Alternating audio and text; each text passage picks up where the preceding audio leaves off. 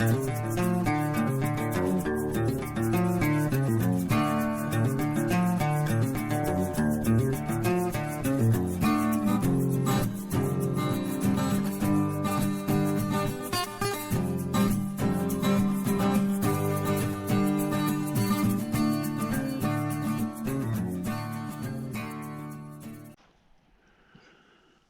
folks. It's another early morning today.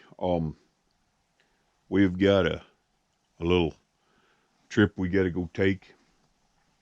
We was talking with some folks the other day, and they had some older horses that they needed to take and find some homes for. Their kids grew up, moved off to college, and with hay prices the way they are, you know, they're just sitting there and nobody's riding them. And I told them that I knew some folks that more than likely would probably give them a good home, you know, that they'd take them. I've got several people looking. So anyway, we're going to go down there today, and we're going to go pick them up, and we're going to bring them home, and figure we'd take you guys along with us. It's supposed to get windy later. We took Anna to the airport. That's why you see Cash running around here. She went to go to a cousin's wedding, and we went to Phoenix, and it was an all-nighter. She didn't get on a plane till like midnight. So it was an all-night thing for us, and we're pretty tired. But I'm gonna get old Yeller fired up, get hooked up to the trailer, so we can get down there and get these horses.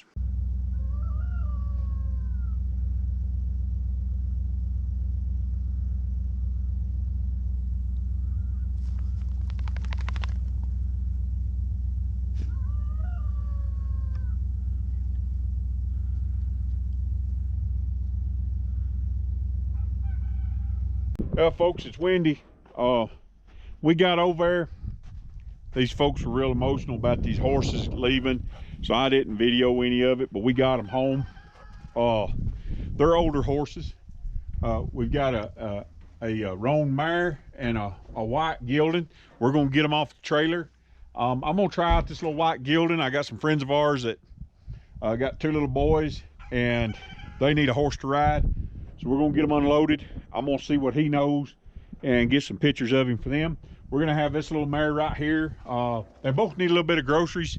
They just been turned out, and nobody's rode them for about a year. So we're gonna have this little roan mare, see what she can do, and get her out there. Maybe somebody might be interested in her. We'll see what they're like. Oh, Duke was growling at Cash. So you go ahead and you undo them both, and I'll try to grab that gelding as he comes off. Maybe we should have backed up to the I'll be all right. gate. I think they'll be okay. I can catch him. I don't think he'll go anywhere that mare. Oh, hang on. Alright. They may try to turn around. Yeah, I know it. We don't know much about these horses. She's good. Go ahead and undo him.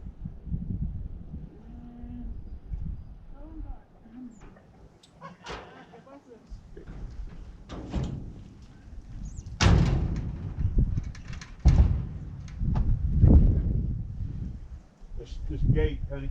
I got it. Shut on me. I hate the way it kind of. Nope, you got to back up. Back up. They don't know how to back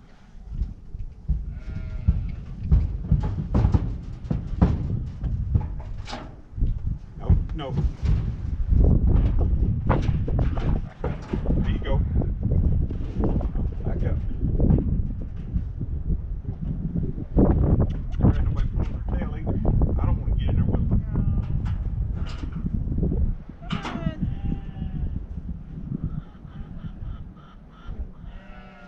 on.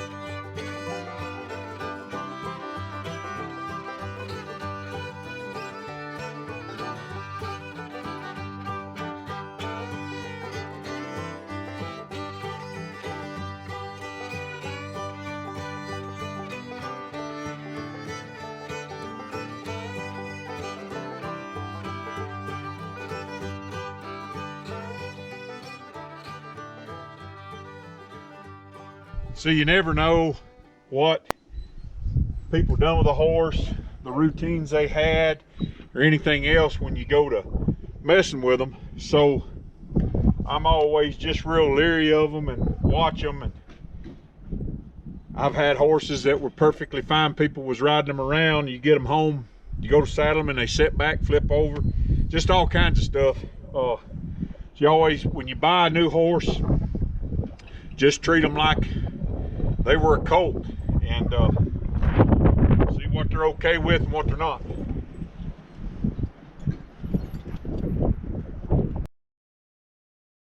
I always like to move a horse around and see what they're going to do. These horses haven't been rode in about a year, so I like to lunge them around, see if they're going to act up, and just to check, see their overall soundness, see how they're traveling with the saddle on, get used to them, see how they move.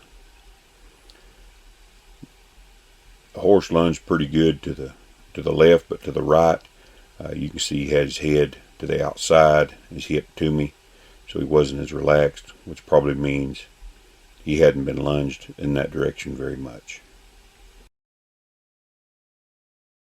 So this is the bridle that came with this horse, and anytime I get a bridle, I always inspect them.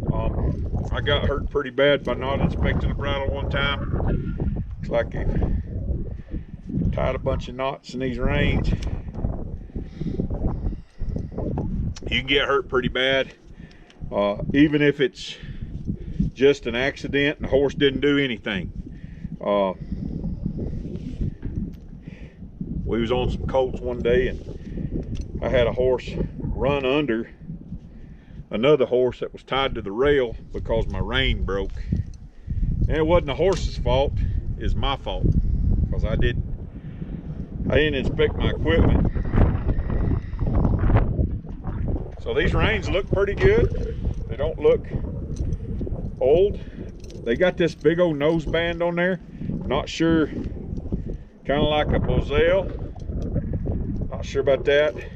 They do have the chin strap pretty tight. It's just a Tom Thumb with a roller. We'll see how he does with it. I like to see how well a horse responds to pressure. He's pretty good. We'll see how he does bridling.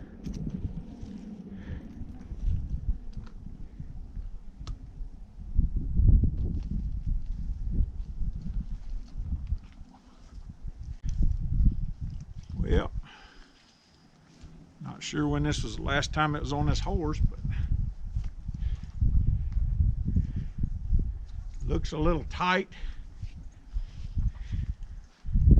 Not too bad. I guess it's a one-ear setup, not a two-ear. Doesn't look real comfortable on his part, but that's what he's used to. So let's get a hold of him here. See if he'll back off of it there. Anytime you buy a new horse, it's best to just go slow, see what they do know, and see what they can understand. Just because you can take and get on them and ride doesn't mean they're going to ride like you do. Here I'm just checking to see how stiff he is. He's pretty bracy. When you pick up on the bit, he sticks his nose out, his head comes up, and he's just overall kind of bracy. So before I get on him, I want to make sure that I can get him to come off of pressure. I don't want to get on him and not be able to control him. So I'll work with him here a little bit before I get on him. When I get on, I don't commit. I'll stand up. He ain't doing nothing. He feels pretty calm under me. So I go ahead and get on him. And I'm just going to move him both directions. And you can see he's swishing his tail. He hadn't been rode in a year, so he's, you know, kind of like a kid getting rousted off a couch. When I go to get a hold of him, get a hold of his mouth. He braces and he resists as soon as I touch him, and he does a lot of head throwing. Just asking him to back up here, trying to get him to drop his head and neck and relax a little bit. A lot of these horses that kids ride, they hang on their mouth and the horse gets stiff to it, and the horse learns to brace against any pressure that's applied to them. And if you don't follow through with your action, if you're asking a horse to bend left or right and the horse resists, and you don't follow through and go ahead and convince them that they need to turn, then the horse learns that when you touch the rein, just to resist, and then you'll leave them alone. And that's what kids do a lot of times. They don't follow through with their actions. Inexperienced riders will cause a horse to build up resistance in their head and neck. So here I am just riding this old horse around and just checking him out. You can see right here he's trotting, but it's not real graceful. He's kind of stiff in his trot. He's not relaxed. And here I loping him around, just trying to get him to free up and move around, but he's just real bracy with his face. So that's something that we'll have to take and work on as we go forward. And if you know about it, then you can take and work on it. So I really want him to just drop his head and back up and get off my hands. That's the very first step. If you can't get a horse to get off your hands, then everything else is going to be a challenge.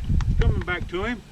He's already kind of sweating a little bit, so I think I'm going to call it on that. He just needs to be rode a little bit, got into shape, and figure out what works with him, because I really don't know how anybody rode him, but I got him backing and turning and loping and trotting, and I think he'll do pretty good. He's a little thing. Kind of reminds me of riding cowboy. All right, let's see how he does on a dismount. All right, good lad. Let's see how that mare does. So now I'm working with this little Appaloosa mare, roan mare. I don't know if she's Appaloosa or not. She moves real nice. She's a little bit in her space. When we were leading her around, she wanted to kind of walk on you. I think people kind of let her be a dog. Right here I'm asking her just to back up, and she just lays on the pressure. They had a huge bit that they were riding her in, and I think they probably had a tie down on her. Here I'm just really having to put a lot of pressure on her to get her to move back. So I'm going to switch out and put a rope halter on her so I don't have to work as hard, and maybe she'll be a little bit more responsive. If you're riding a horse like this, chances are they're not going to respond to your hands as well, and you wouldn't want to ride them around with just a halter and a lead rope. They just wouldn't pay any attention to you. She's really not responsive at this point. So I switched her out here for a rope halter, and she's doing what we call dying into pressure. She's seeing if she can outlast the pressure and push into it. And it's just resistance that's been built up through bad horsemanship over the years, where she's been taught to resist instead of give. She's just sitting on it, so then I'll just start massaging it. I don't want her to run into me here, and I'll just keep asking until she backs up. Really want her to, if you was on her back with this halter and lead rope, you couldn't stop her. She would just run through your hands. And they've got a pretty good sized bit in there that they've been riding her with. So I'm going to just teach her to back off of this pressure. What I'm going to do here is I'm just going to bump until she gives. I'm going to ask, she doesn't move, I'm not going to sit there and let her lay on it. I'm going to do some rhythmic pressure and just ask her to back up until eventually she'll back up when I ask her to. She's just sitting on that. Good. So she was a barrel and pole horse, so they probably had a tie down on her. So she's probably used to pushing on a tie down all the time with a big bit. And I don't want that. I want her to give real nice. So I'm just going to teach her to give and drop her head. I'm going to just count to 3. 1, 2, 3. If she doesn't give, I'll do some rhythmic pressure and just hold my hand up here. I want some freedom here now. There. Not just back up, but give me some freedom in it. So I'm going to ask more and more as I back up. I'm always, whoa, that was big.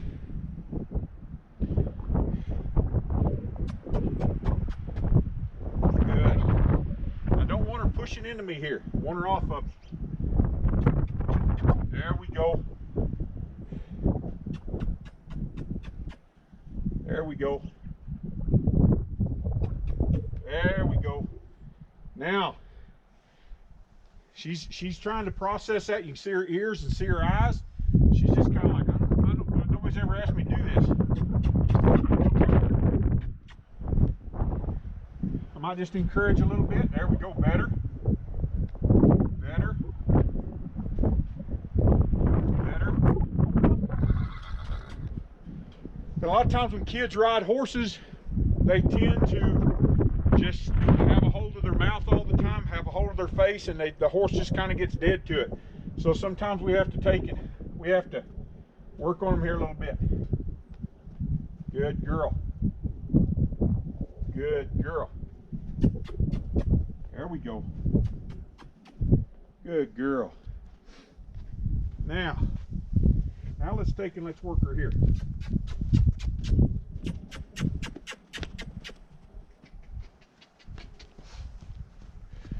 I apologize about the wind. It got pretty bad there towards the end of our video, and what I went and grabbed here is a wonder bit. The bit that they had was just really an aggressive bit. I may take and show it to you at a later date, but I really like a wonder bit. It's what I transition from out of a halter. I usually ride for quite a while on a halter until I have a really good handle on a horse, and then I will transition over to a wonder bit.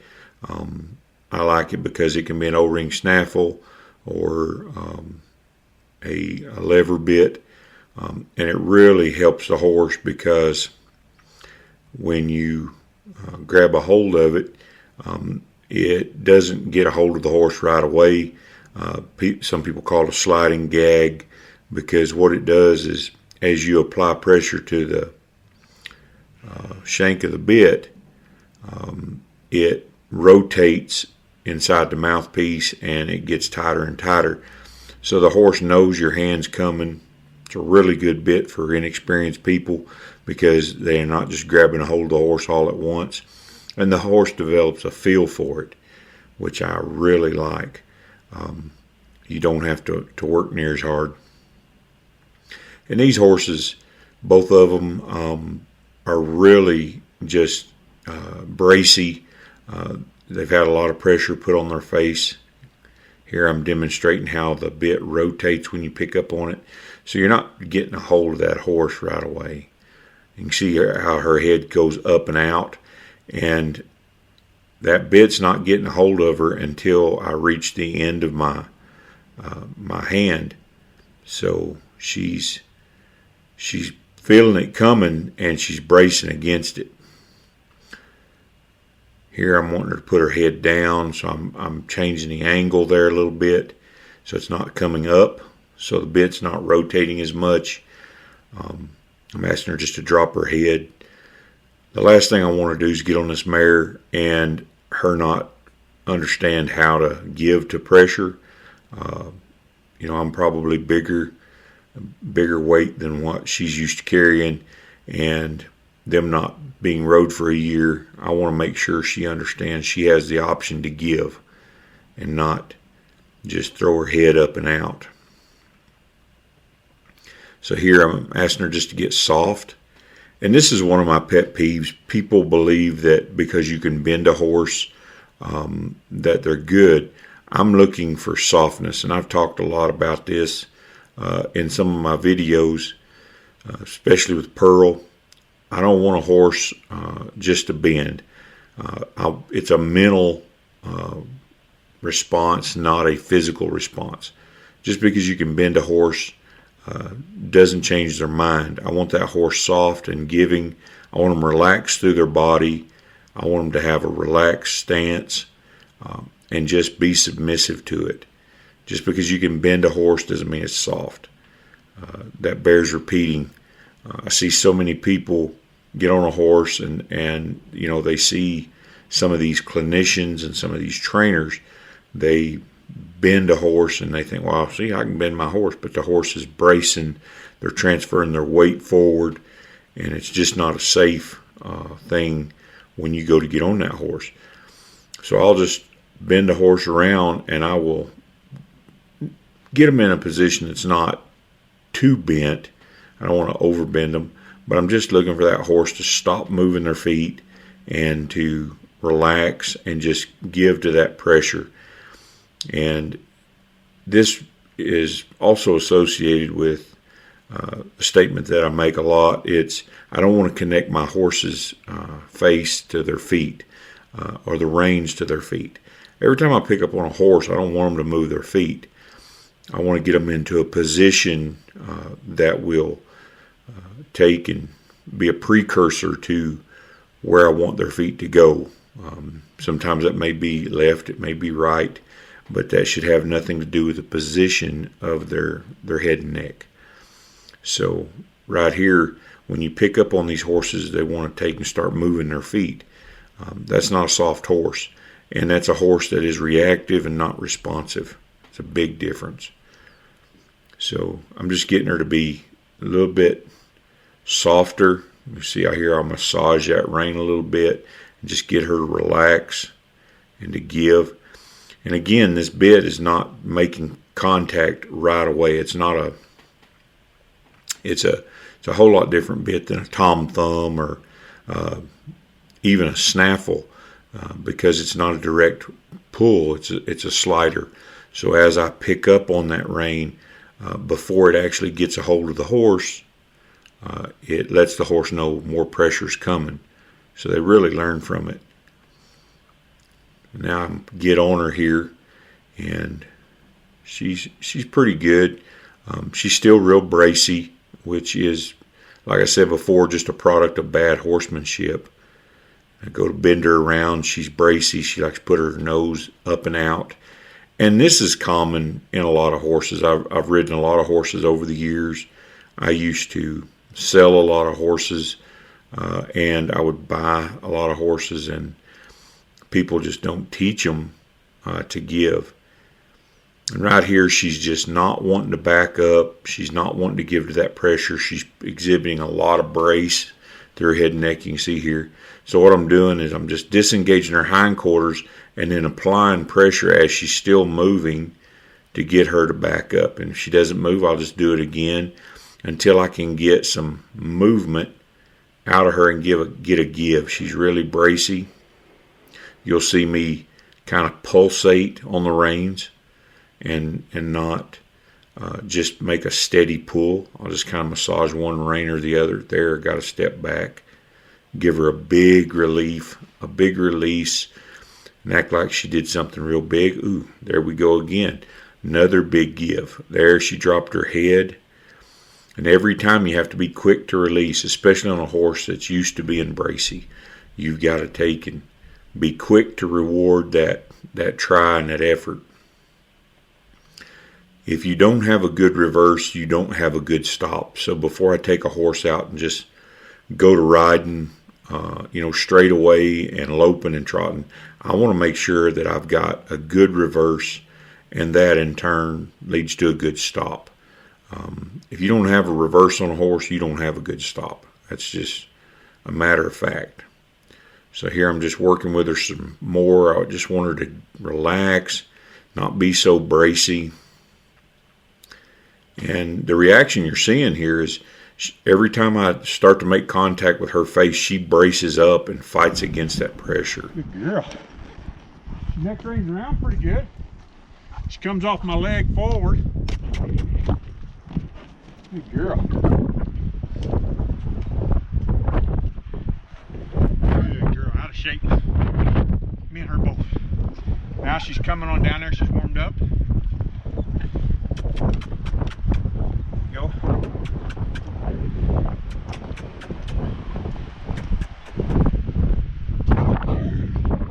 Proud of you, baby.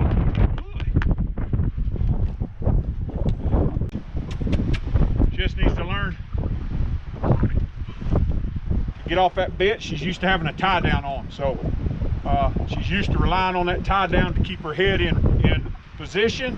So that wind's terrible. Just needs to learn to give, come off of that rein. You can see they're out of shape, no more riding in a dead, they're sweating. So I'm gonna turn them out here on some good quality grass hay and let them gain a little bit of weight. We'll see who's interested in them. In the meantime, I'll be riding them and working them and seeing what I can refine on them and go from there. So, glad you guys came along with us. Maybe you can hear me and maybe you can't. But until next time, be excellent in what is good and be innocent of evil. We'll see you later.